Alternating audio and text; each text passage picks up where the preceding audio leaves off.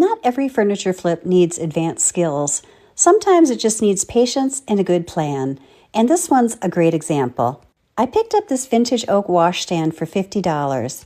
It was solid, no wobbling, no structural issues, just lots of nicks, dents, and a few splits in the wood. This is actually a great project for beginner flippers because it didn't require any repair skills. If you want a head start on projects like this, you can grab my furniture flipping guide. The link is in my bio. I removed the old tin hardware and started my first round of 2-part Bondo on the many nicks in this piece. I used a combination of a carbide scraper, but mostly my orbital sander, starting at 80 grit, then 120, and finishing at 220.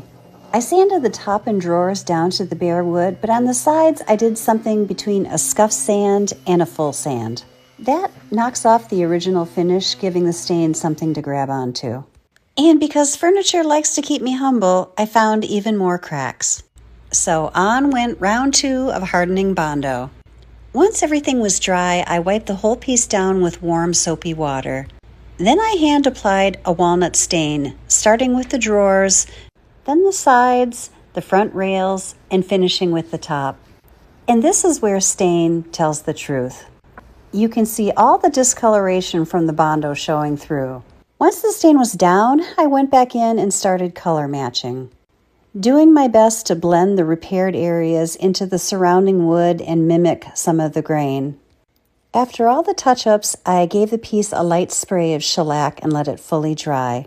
These particular color corrections were pretty forgiving, which I'll happily take. Once that dried, I gave the entire piece a light sanding and hand-applied polyurethane. I put down one thin coat, let it dry, sanded lightly again, and then went back with the second coat. This step is all about protection and feel, not rushing it, just letting the finish build properly. I decided to swap out the old hardware for some black pulls I already had on hand. The new keyhole covers were originally silver, so I spray painted them black and sealed them with shellac so they wouldn't chip as easily. Then I tried to use the tiny screws that came with the covers, and they didn't go in straight at all. They stood out like a sore thumb. A quick run to the hardware store, I grabbed some tack nails, painted them black to match, and those worked much better. Speaking of thumbs, yes, I absolutely hammered my own thumb in this clip. And here's how it turned out. It's just a classic piece, solid, clean lines, and warm, attractive wood. I listed it for $325 and sold it for $280 to a young couple 1 hour after I posted it. Not bad for a $50 pickup and a project that stayed pretty beginner-friendly. Projects like this are a good reminder that furniture restoration techniques don't have to be complicated to be effective. Solid wood, simple repairs, thoughtful finishing.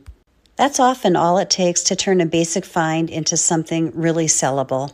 My name is Meg, and I show you practical tips for refinishing and flipping furniture. Be sure to hit the follow button for more.